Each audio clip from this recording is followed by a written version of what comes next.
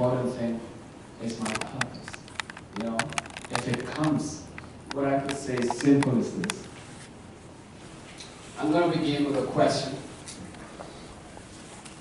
Who owns your mind?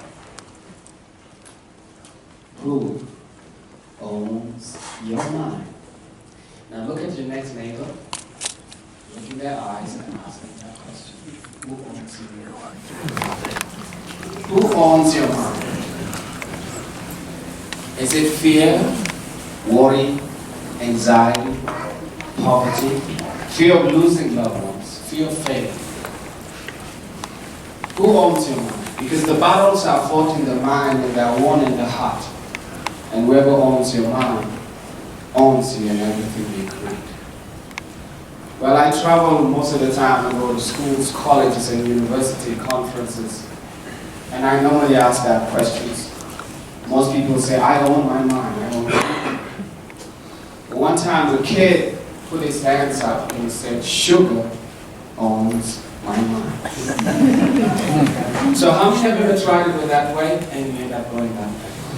You got your plans, you say, I'm going to be nice, this year I'm going to donate from your year resolution, but the year end, you already failed. Well, what on my mind in the past was fear, worry, anxiety, poverty, fear of losing loved ones, and what dominated my mind the most was something called trauma. What is trauma? I call it a soul murder, a mental genocide, an invasion of demons to occupy space in your mind, flashbacks in the day, and nightmares at night. Where did it come from? I was born in the 80s, and my country was at war with itself, between the invaders and the indigenous people. That war reached the core of my family. All my aunties died during the war. All my uncles, except two. My mom was claimed by that war. By the age of 7, my father gave me out and told me I'm going to go to school in Ethiopia.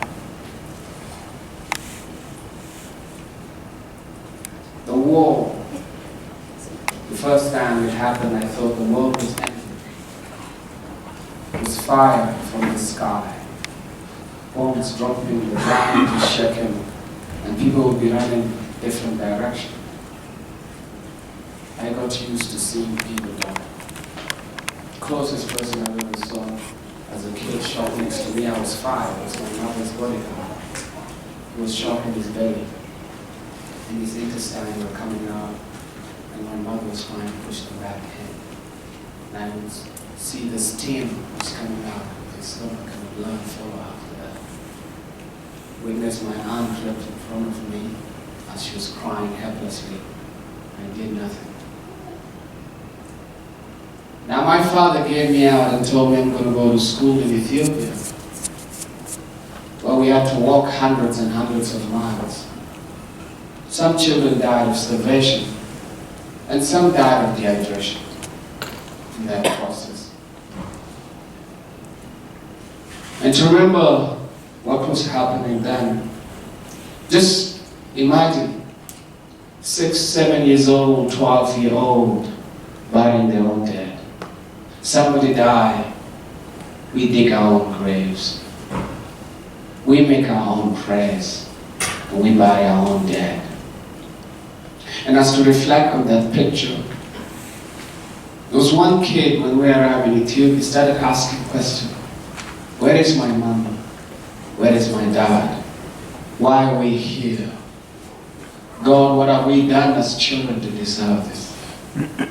And you'd ask a simple question, who made the bag of maize? And no one was able to answer that. And as night went on, I could hear his voice getting exhausted. In the morning, 7 a.m., all other kids, some were sitting, some were lying, and some were standing. I was standing when looking at the boy standing. He had a rope on his hand, He climbed a tree. He tied the rope to the tree. He tied it in his neck. Then he jumped. As we all watch helplessly. That summarized the questions and the pain and the horror each one of young kid was demonstrated by that kid. And in Ethiopia, that's where I got trained when I became a child soldier. The part I want to share here is not going to be about me in the battlefields.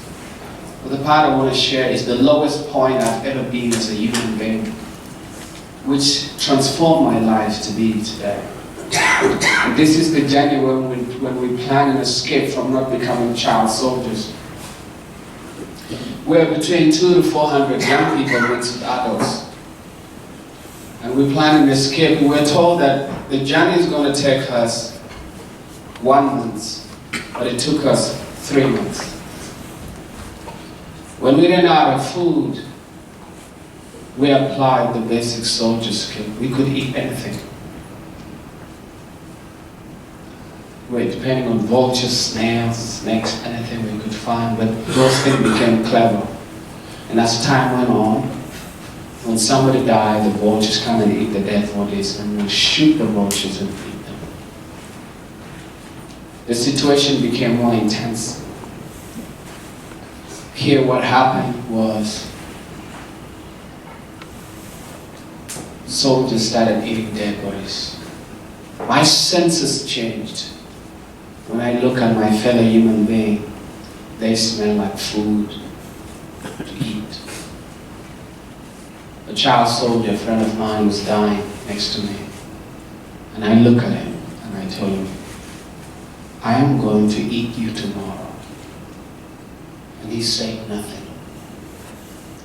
That night we laid bombs, we trapped, we put on a dead body, a child soldier who died, we put it in a tree, hoping when the hyena comes to eat that dead body, the bomb would explode and then we can eat that hyena. In the morning I crawled under that tree to find any pieces of a dead body I could find, but everything was taken. It was just only flies that were hovering on the floor. And as I could remember, in terms of flashbacks that would come back into my mind, I remember one time I was starving and flies were bothering. So I just opened my mouth, they go inside. And I close it. And that became my meal.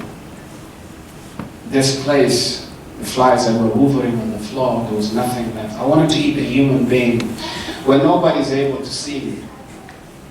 I wanted to make it private. So there was no peace I could find. So I came back under the tree. I sat next with my comrades, battling with my mind. So I remember what my mother used to do.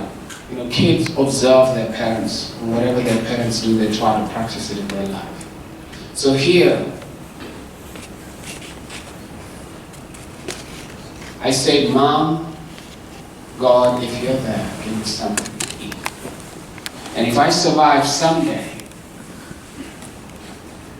I'll give you the credit. Because my mother used to, when the bombs exploded and we run here and there, she'd lie with us on the floor and do her prayers. And so I tried that. And I waited through that night. Part of my mind was telling me, eat your comrade. Part of my mind telling me, if you're going to eat this young man, it's going to haunt you for the rest of your life. So I battled with my mind until 11 a.m. And 11 a.m. was about to lose hope now that I could eat my friend.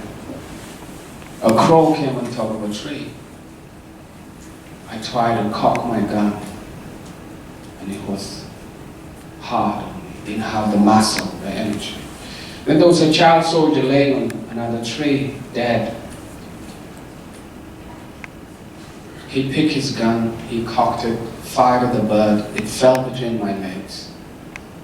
And I ate that bird.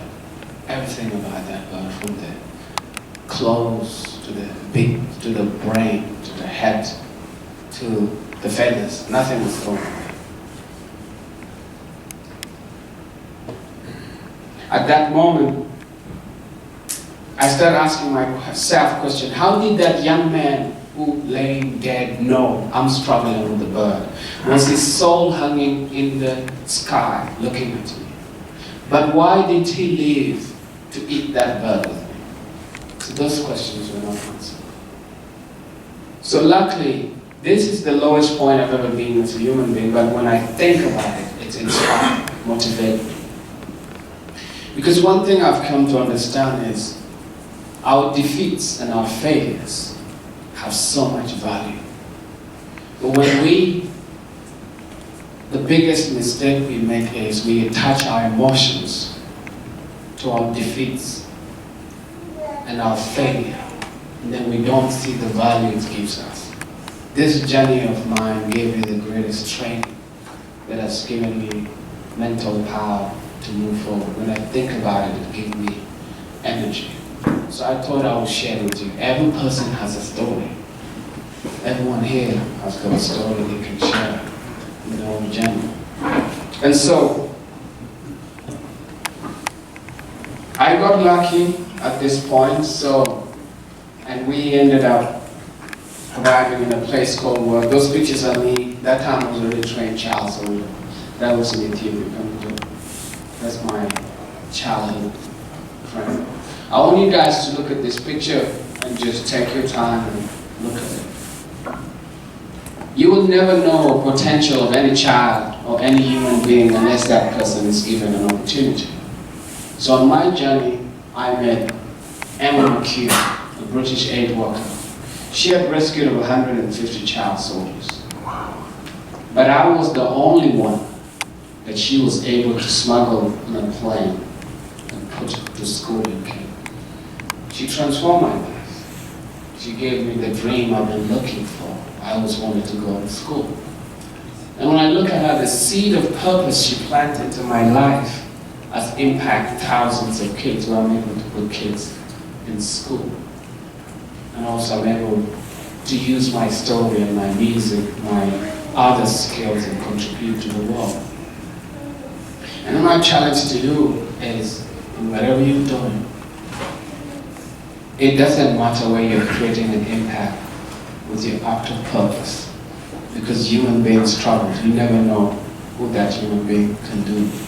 So, what I would like to do here is something simple.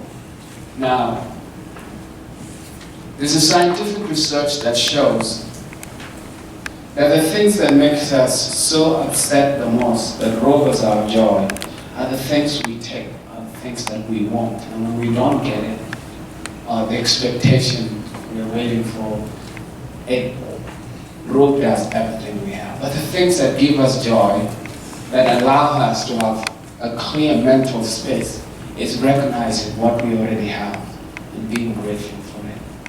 For example, some people have so many shoes in the house, some they don't even wear. And we have 2 houses. You know, it's a fat bank account. You have all the bills, but you're still worried and you don't know why. Because you've never taken time to just breathe or recognize the people walking in your journey. So I want us to do something weird. Probably this thing is not done in school. If you guys don't mind, close your eyes. Just close your eyes. And search yourself. Who in your life gave you an opportunity? Who's that person that opened a door to help you climb? And from your heart, send them a positive vibration. If you could remember. Now we can open our eyes. Who here would like to tell us who that person is?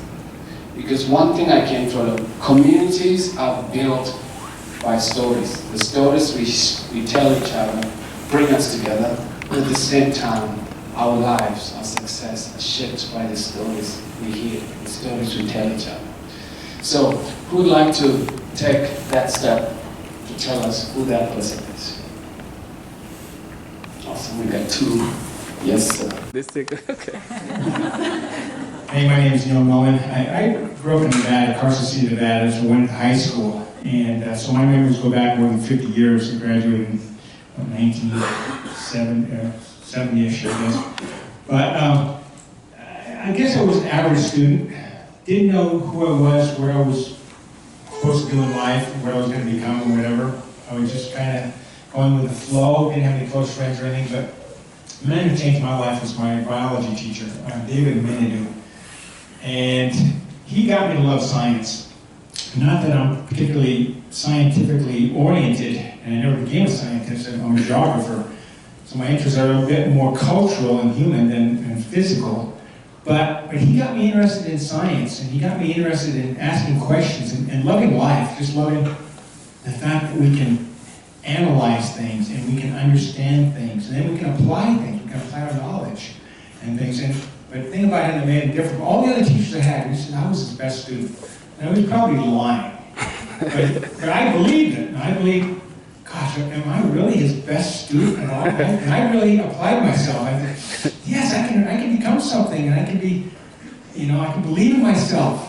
And so, yeah, that was, I think, the man who most transformed myself at that stage in life where I needed to have a positive role model. Wow, thank you. Can you give it a big hand, please? Did you guys see the power of just him sharing his journey with us? Anybody with it?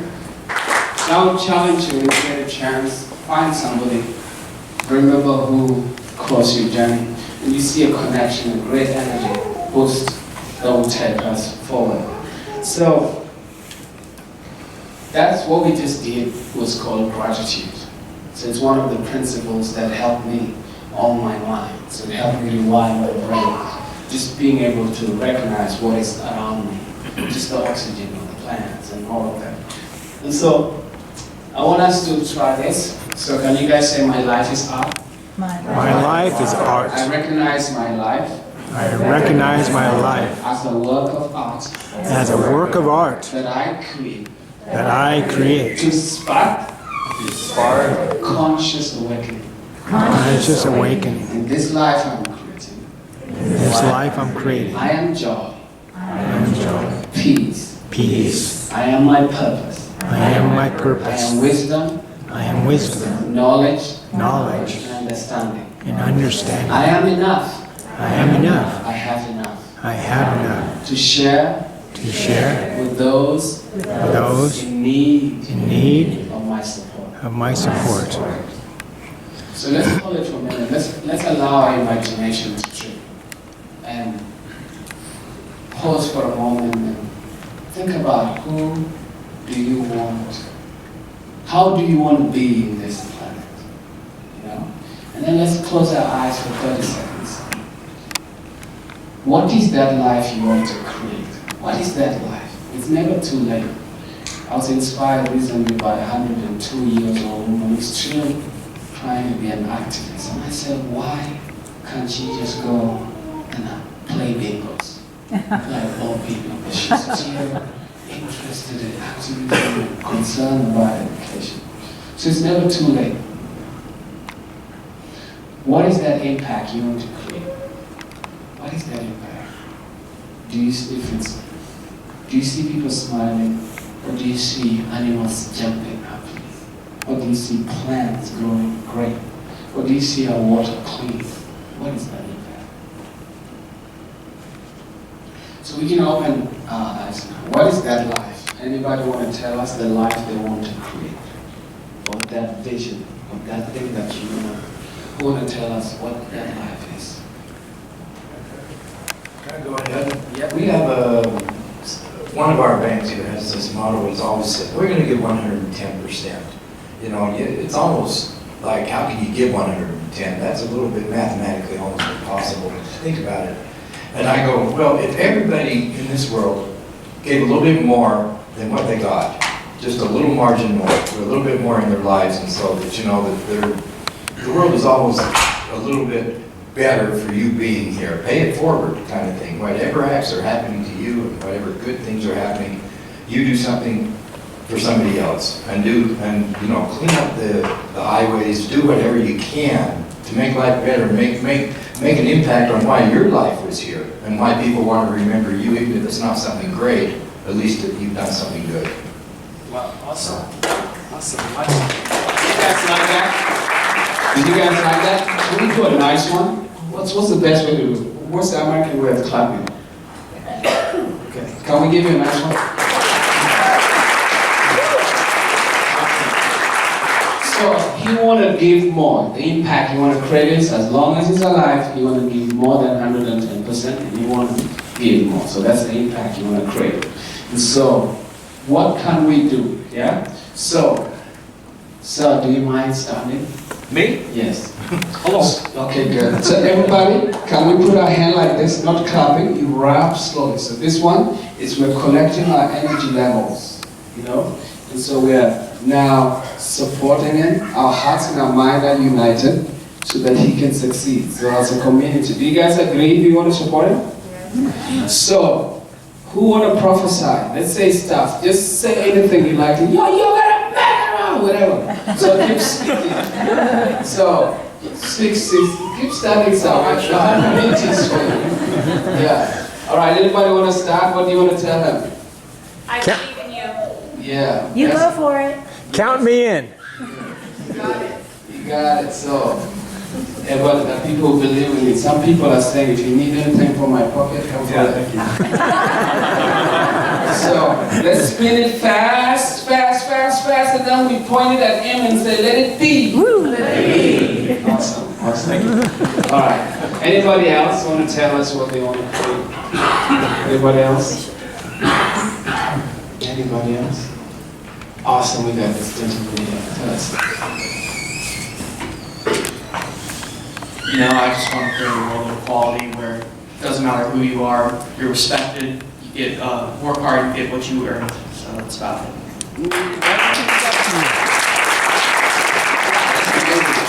If you become the president of US, that'll be so cool. We want to create a world of equality.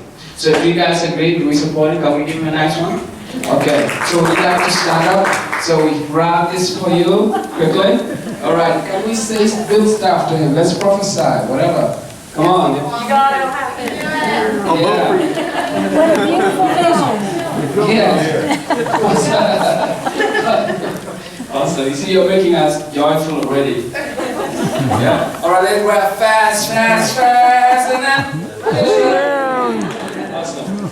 So, for the things, for the life we want to create, I want to share with you guys some principles that we can apply to create that life. And what we require to do anything a lot of time is what is called courage. I know everybody here has a dream, but some people maybe haven't figured it out. You know, if you don't know what to figure out, just let your heart speak. When they just speak, anything, any problem that you see you want to change is what will motivate you to actually go forward. So, what we're going to talk about now is courage. So I want to know in your perspective, what is courage? Anybody want to tell us what is courage? When you hear the word courage, what is it? Yeah. There aren't too many words in the English language that are equivalent to courage, but I think the closest is confidence. I know that when I'm confident, I know I can do what I put my mind to, what I put my efforts to. So it's confident and it's hope, a lot of hope also.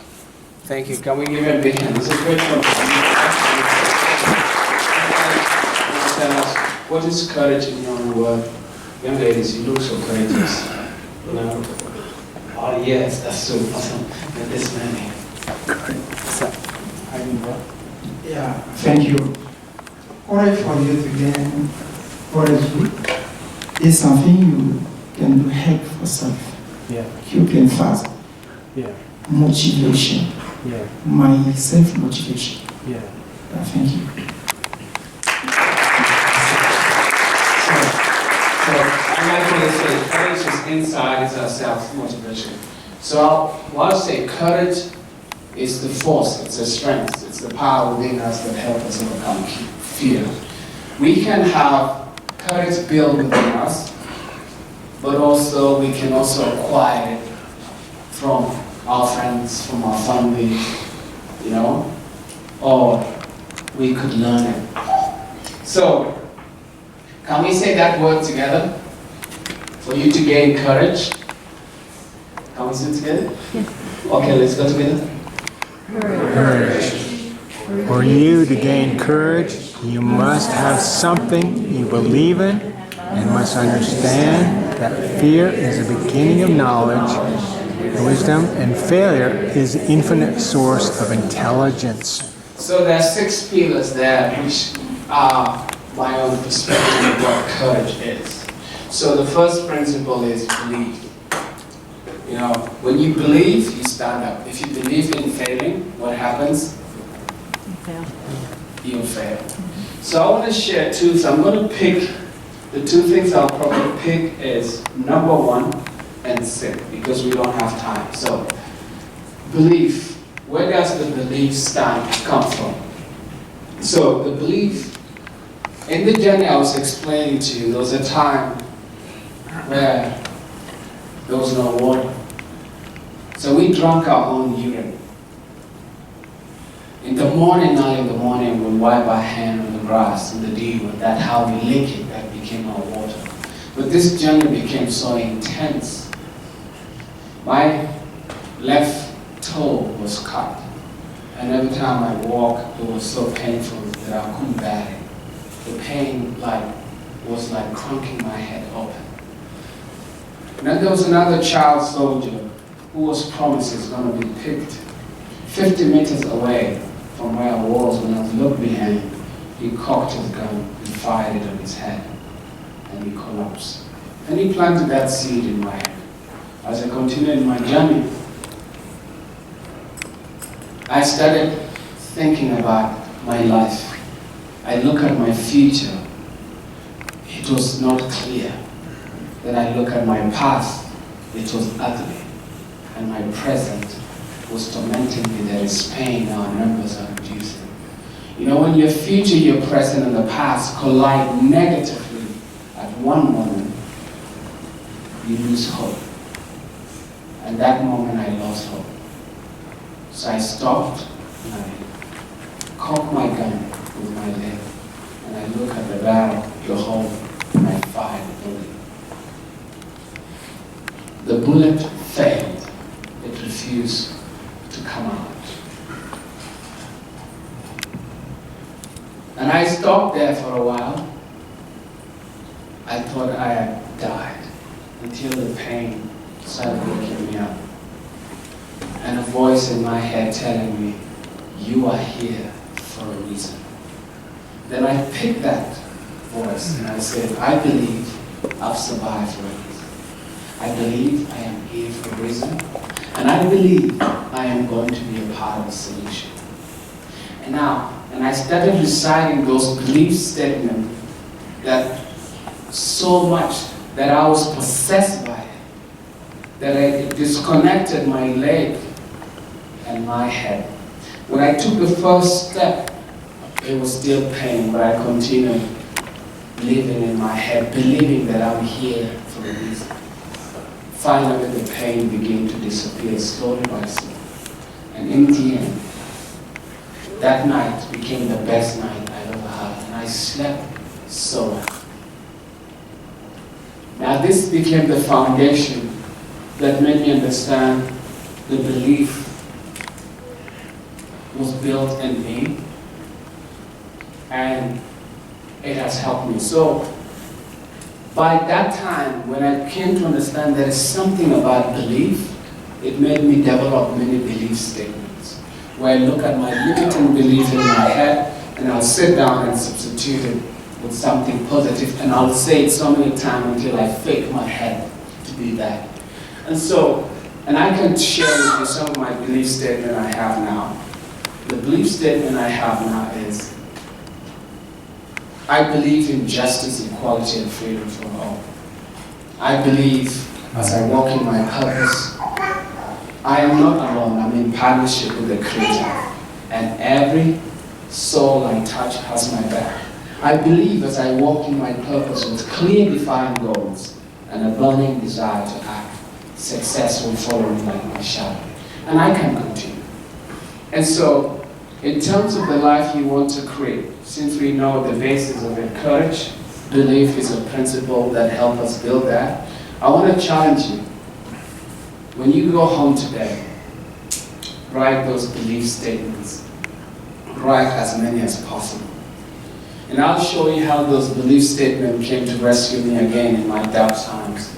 Failure as an infinite source of intelligence, which is the final part I want to share. How many know somebody called Thomas A. Edison? You guys heard about him? So I was inspired by him because I like to learn about scientists and all kinds of people. When he was young, he was issued a letter, and that letter, he took it home. The mother looked at the letter, she started crying. Inside the letter was written that he's not fit to be in school, so he's mentally slow, he cannot learn. So the teachers did not like him. And so the mother cried, and the son asked the mom, "Mom, why are you crying?"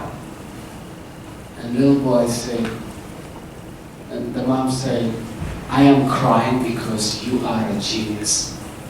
And said, "What is a genius?" A genius means you're the smartest kid in the world. No school can take you, so I'll be the one to teach you. And the little Thomas started jumping, running around, so excited. And by that, he planted a belief in the child, just like this man here, the belief was planted in him by the teacher. And so what happened? The mom started teaching him. Thomas A. Edison later went on and created ambition, loved science, started marketing, and wanted to create a bulb that light electricity. Then he was asked a question, and this question transformed him. "Hey, you failed 1,000 times to make a bulb." And he said, "No, it's just 1,000 ways that didn't work, but we find one that worked with collaboration with Canadian scientists." And so I look at it, when I came to understand, I came to realize whoever has succeeded has failed more than those who didn't. Do you guys agree? Those who succeeded has failed more than those who haven't. And so when I see somebody there who's shining, a professor who's teaching, when they have a PhD, I know the pain they had through the tears they shared in that journey. They have failed many times. And so my failure stories I'll share, which I'll close with now, so we have question and answer. My failure story, when I was in school, I was given a grade called UN. And I was so excited, I said United Nations. And so I took it to one of the elders to look at it. He said, "Do you understand what this is?" I said, "Yes, UN, United Nations." He said, "No, it means ungraded, unclassified." And I said, "Yeah. Do you mean I passed so well that I cannot be classified?" And he said, "No." He said, "Actually, you are below fail. Fail is better because it's classified. Get out, you useless kid." You know? In Africa, it's different than in America. When you fail, whoever gets the result first has the right to slap you and kick you. But here, you get a hug and a cookie. And so, I went and put myself on a small, dark place. I was exhausted and I gave up on life. In this place, some of those belief statements came into my head that you are here for a reason. And I believe I'm going to be a part of the solution. So maths, physics, and chemistry cannot stop me. You know, most kids, once they fail, they drop out of school because they don't have a belief statement that grounds them. So here, what happened here is I began to remember myself, where I come from, and where I'm going.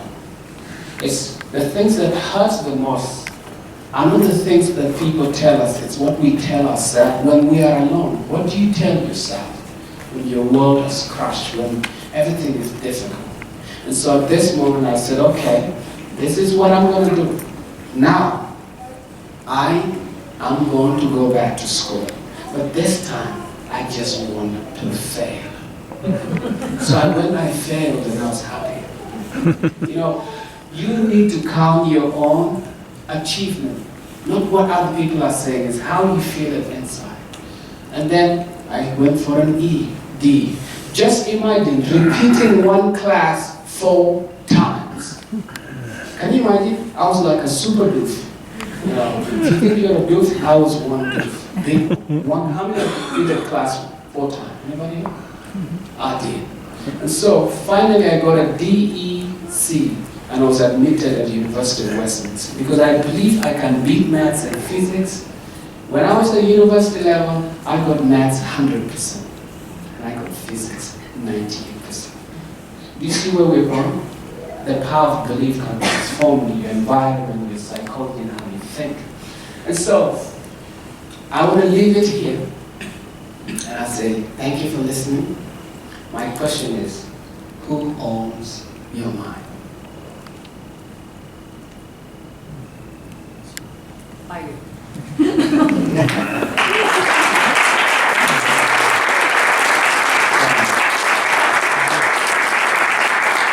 You know, we understand, or at least hear about child soldiers and some of these things in the United States, but I guess directly as individuals, what can we do to help this situation, if anything?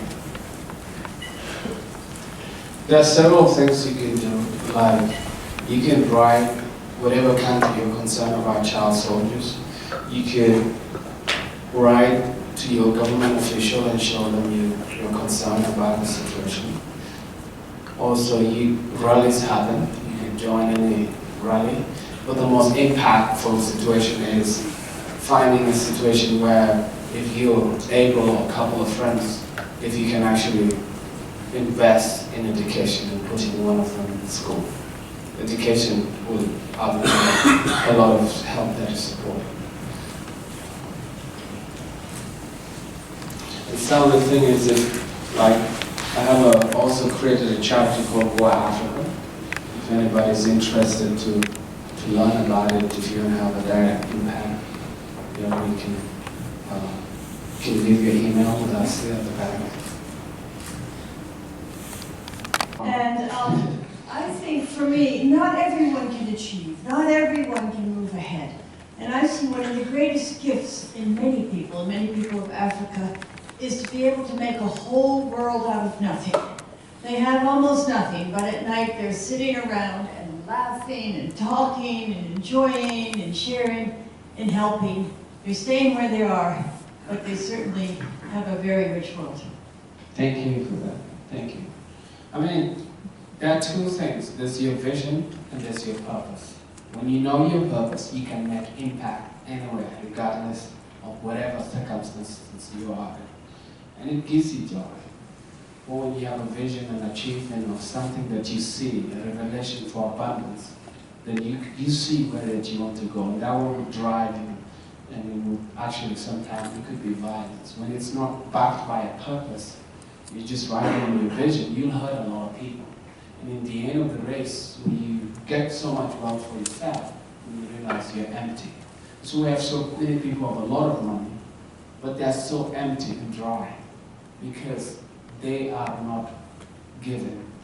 We are given species, and through our giving, that's why we define our purpose. And so in Africa, when we have nothing, like, we celebrate with what we have. We are there for one another. The only challenge we have is everybody want to kill us for what we have. And that turn us against each other. My question is about that purpose that you're talking about. Are there times you ever feel like you can't remember your purpose or you're losing sight of it? And then what do you do to bring it back? Well, I would say your purpose is for your heart and your vision is for your mind. Is your truth. What is your truth? You know, if you look at yourself inside, what is that truth? I mean, a lot of people know their purpose. The only biggest challenge is they haven't defined it. They haven't written it down, and they haven't made their mind understand what it is. Yeah. And so, one of the ways you can bring it back is just dance. Just turn on music and just have a good dance, have a good time. Go and walk in the forest, hug a tree. For a moment, be grateful. So then you're able to activate joy. Volunteer somewhere. If you feel like you're lost, volunteer. You know, get somewhere. Maybe get a young teenager who's struggling with a subject and tell them, look, I am committed for a year, call me anytime, and I'm going to support you. And you'll be discovered. You'll be shocked. Because we're a purpose-driven species, and when we walk out of our purpose, we get a lot of anxieties, a lot of worries, and a lot of things. Sometimes people ask me, Emmanuel, if you fail in everything you're doing, what's going to happen? And I say, define that. I already brought the most important thing is my purpose. You know, if it comes, what I could say is simple as this. In life, if you can find something that you love, something that you really care and believe in, and you're willing to give it your life, we'll die one day. Each one of us will die. But what makes life fun is when you find something worth dying for. You may not die in the process by it, but eventually you're going to die. That is what makes life beautiful. You know, when you find, what is it? What is that change you want to create? Now, sometimes I'm fascinated by scientists who just go and spend years of their life trying to find a formula. And then when they get it, that formula, when they leave, the impact it leaves on our planet is great. Most of the scientists who do stuff because of ego don't survive the journey. But those who do it because they're thinking about the life of humans and the life of the planet and how it's going to improve, those ones endure longer. So even in school, if you're driven by your vision, you're going to be an angry person comparing yourself with everybody on your side. But if you're going to be driven by your purpose, it'll be a cool, long journey.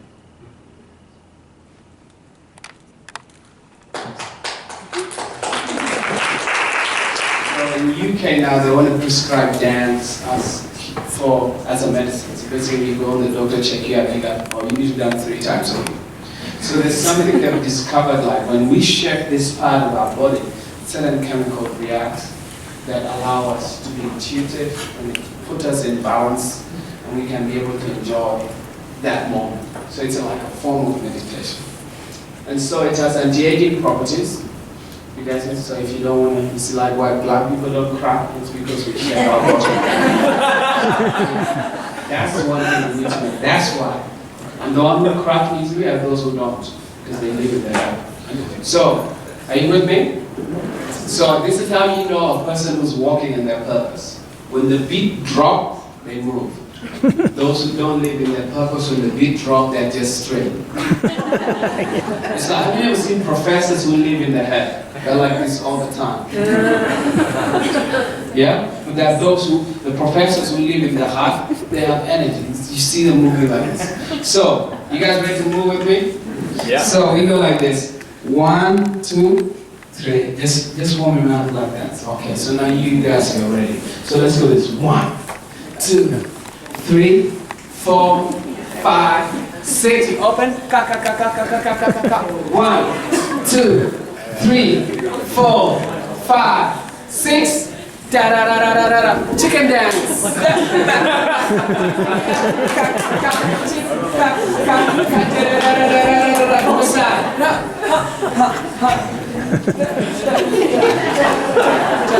I want to see everybody doing it. Chicken dance is much easier. You just do like a chicken. All right? Let me see your hand like you said, buddy. Come on. Yeah.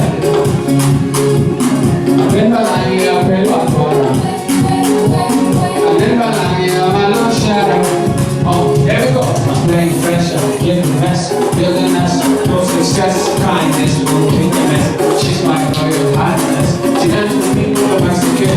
Holding me like a baby. I get my all on me, I'm here. Chocolate on me, I'm here. Yeah, I saw it, I ain't wondering.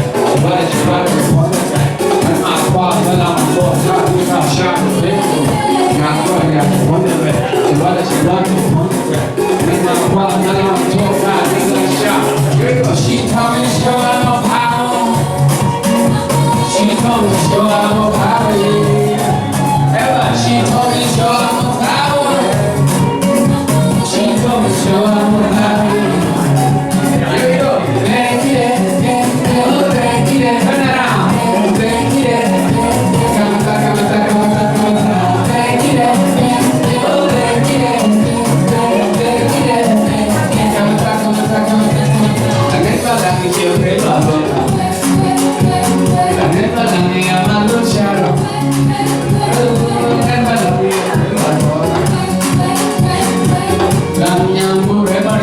in this way.